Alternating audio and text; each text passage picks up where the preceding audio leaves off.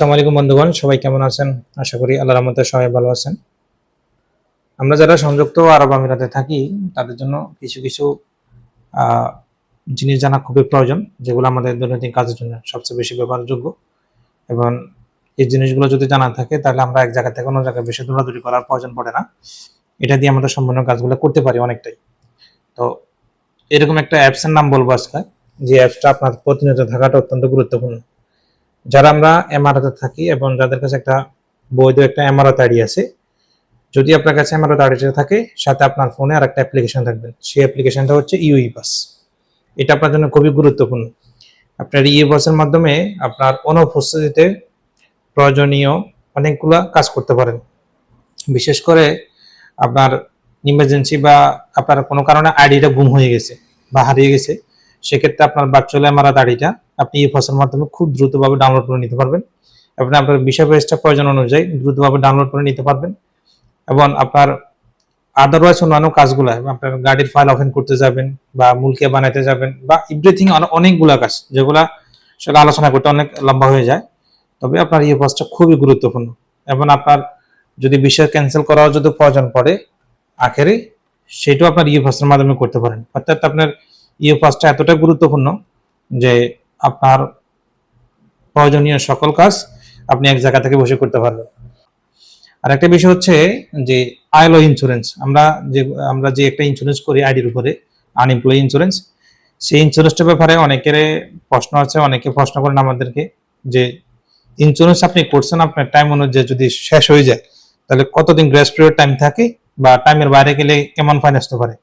আপনার যে টাইমটা থাকবে, ধরুন আজকে 27শে জানুয়ারি আপনার আজকে শেষ হয়ে গেছে ইন্স্যুরেন্সটা, এরপর থেকে আরো 3 মাস আপনি সময় পাবেন। ওই 3 মাসের মধ্যে আপনি ইন্স্যুরেন্সটা করতে হবে। যদি 3 মাস ওভার হয়ে যায় তাহলে আপনাকে 700 দিরহাম ফাইন দিতে হবে।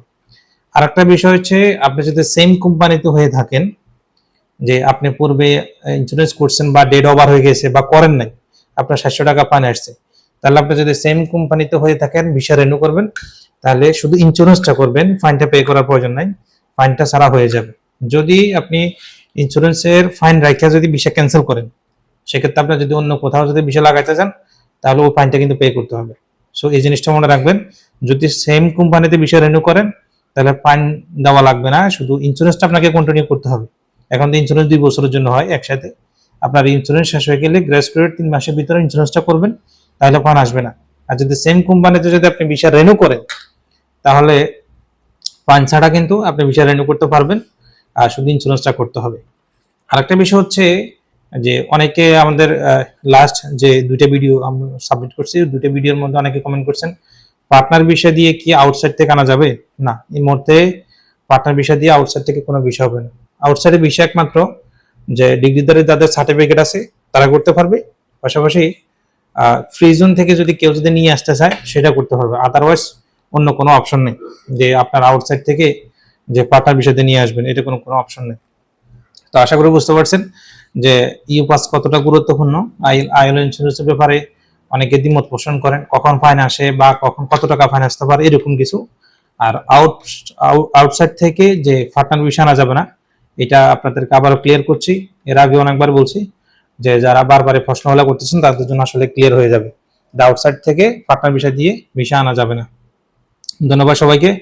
যদি আরো অন্য কিছু যদি জানার থাকে তাহলে অবশ্যই কমেন্ট করবেন, আমরা যতটুকু সম্ভব আপনাদের মেসেজের উত্তর দেওয়ার জন্য। ধন্যবাদ সবাইকে। আসসালামু আলাইকুম।